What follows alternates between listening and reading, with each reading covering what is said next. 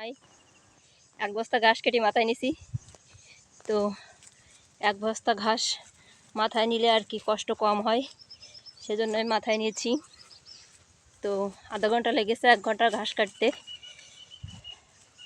এখান থেকে অনেকটা দূর যেতে হবে। তো আমি মাথায় নিয়েছি বলে সহজে সেটা বয়ে নিয়ে যেতে পারছি। তো অভ্যাস আছে, আমি গ্রামের মেয়ে, তো মাঠঘাটে কাজ করার অভ্যাস আছে আমার। হেঁটে যাচ্ছি, সরু পথ, মেঠো পথ। এই যে আমি এখন রোদে খুব ভালো দেখা যাচ্ছে, তার চেষ্টা করছি দেখানোর। তো যাই, ঘাস নিয়ে ওই টং পর্যন্ত যাব, যে টঙের ওখানে রাখবো, রেখে একটু বসবো। বেশ কষ্টে যাচ্ছে, রোদ অনেক, কারণ রোদে কষ্ট বেশি হয়। যদি রোদ না থাকতো তাহলে এত কষ্ট হতো না। আর চৈত্র মাসে রোদ হবে, এটা তো স্বাভাবিক।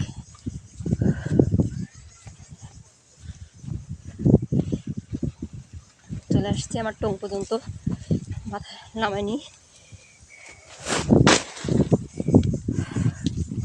নামাই ফেলছি মাথার থেকে।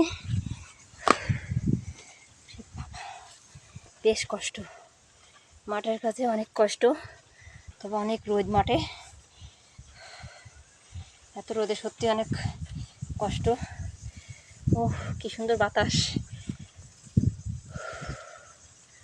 মন ভরে যাওয়ার মতো বাতাস।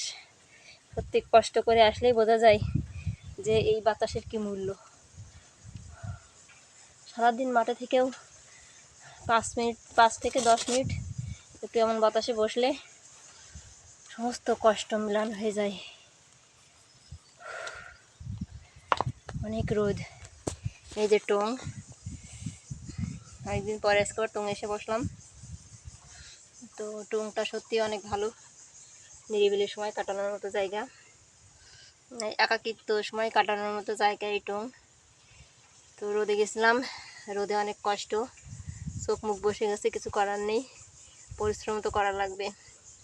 শুয়ে বেশি খাইলে তো আর চলবে না,